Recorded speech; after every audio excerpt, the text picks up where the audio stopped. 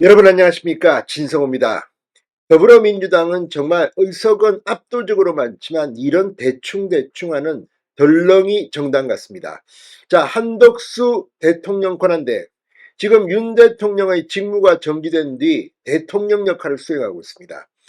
그런데 더불어민주당이 요구하는 대로 잘 들어주지 않습니다. 일단 양곡관리법 등 6개의 악법을 제2요구했습니다.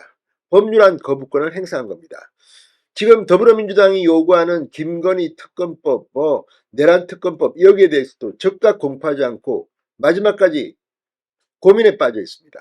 그러자 어제 느닷없이 더불어민주당 지도부가 한덕수 대행을 협박하기 시작했습니다. 이거 빨리 처리하지 않으면 시한을 줄 테니 당신 잘릴 수도 있어. 거의 탄핵 협박을 했습니다. 자, 그런데 놀라운 사실이 나타났습니다. 더불어민주당이 방송통신위원장 직무대행을 탄핵하려는 움직임이 있었습니다. 지난 7월이었습니다. 그때 민주당 대행도 방통위원장과 똑같은 급으로 대우했습니다. 그런데 한덕수 대통령 권한대행은 대통령 권한대행입니다. 그런데 총리로 격하시켜서 탄핵소추안을 하겠다. 그것도 미리 써놓은, 총리 때 써놓은 것으로 탄핵소추안을 낼 수 있다. 아무튼 민주당의 이런 이야기, 아마 이재명 대표도 몰랐을지도 모릅니다. 자기들이 과거에 무슨 짓을 했는지도 모르고 이번에는 자기 필요한 대로 합니다. 지금 더불어민주당이 자충수를 두고 있다는 것은 할 때마다 말이 바뀝니다. 헌법재판관, 다른 헌법기관의 이 헌법재판관을 임명하는 임명권은 적극적으로 행사하라고 하면서 법률안 거부권은 소극적으로, 이거는 당연히 손대면 안 돼. 이렇게 오락가락하는 민주당, 그 위에 이재명이 있습니다. 어떻게든 빨리 헌법재판소의 탄핵 심리를 끝내서 자신이 사법 리스크가 확정지어지기 전에 대통령 선거에 출마하고 싶은 그 욕심이 지금 민주당을 희한한 정당으로 변질시키고 있습니다. 권성동 국민의힘 당대표 직무대행이 방금 그 폭로를 했습니다. 한덕수 대통령 권한대행을 가지고 인질극을 더 이상 벌이지 말라고 했습니다. 그러면서 놀라운 과거 사실을 이야기하기 시작했습니다. 진성호의 융단 폭격 시작합니다. 더불어민주당을 융단 폭격합니다. 자, 국민의힘 권성동 대표 권한대행 겸 원내대표가 방금 전 더불어민주당이 한덕수 대통령 권한대행에 대해 탄핵 소추를 검토하는 데 대해 국무총리 탄핵이라는 칼을 대통령 권한대행의 목에 들이대고 민주당이 원하는 대로 하지 않으면 찌르겠다는 탄핵 인질극이라고 비판했습니다. 표현들이 아주 마음에 듭니다. 탄핵 인질극. 이 국무총리 탄핵이라는 칼을 대통령 권한대행의 목에 들이대고, 자, 권성동 권한대행, 이 국회에서 열린 원내대책회의에서 한덕수 권한대행을 대통령 권한대행으로서 탄핵하겠다는 것인지 국무총리로서 탄핵하겠다는 것인지 야당에 묻는다.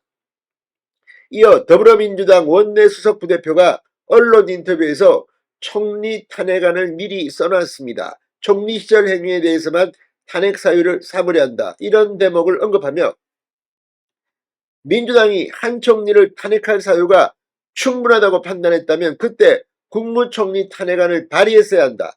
그때 써놓은 탄핵안을 지금 사용하는 것은 말이 안 된다고 지적했습니다. 그러니까 민주당은 스스로 막 자백, 자폭, 자복을 하고 있습니다. 이런 정당이 지금 제1야당에는 창피합니다. 권성동 권한대행은 탄핵소추가 진행된다면 명백히 대통령 권한대행에 대한 탄핵이다.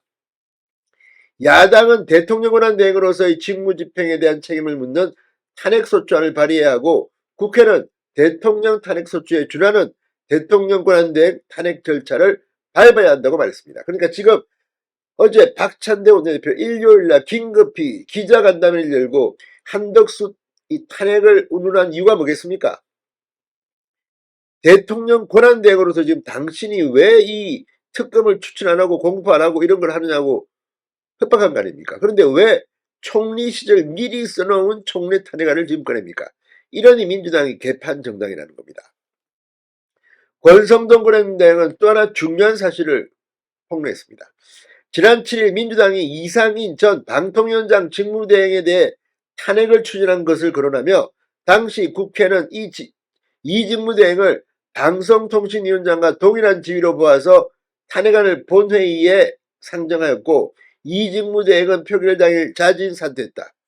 그러니까 방송통신위원장 같은 경우는 권한대행도 방송통신위원장으로서 탄핵 절차에 들어간 겁니다. 그러니까 만약 이 이상인 전 방통위원장 부위원장이 직무대행이 아니라면 이 탄핵소추안 절차에 들어갈 수가 없는 겁니다. 한덕수 대행도 마찬가지 아닙니까? 이게 민주당의 내부 모순입니다.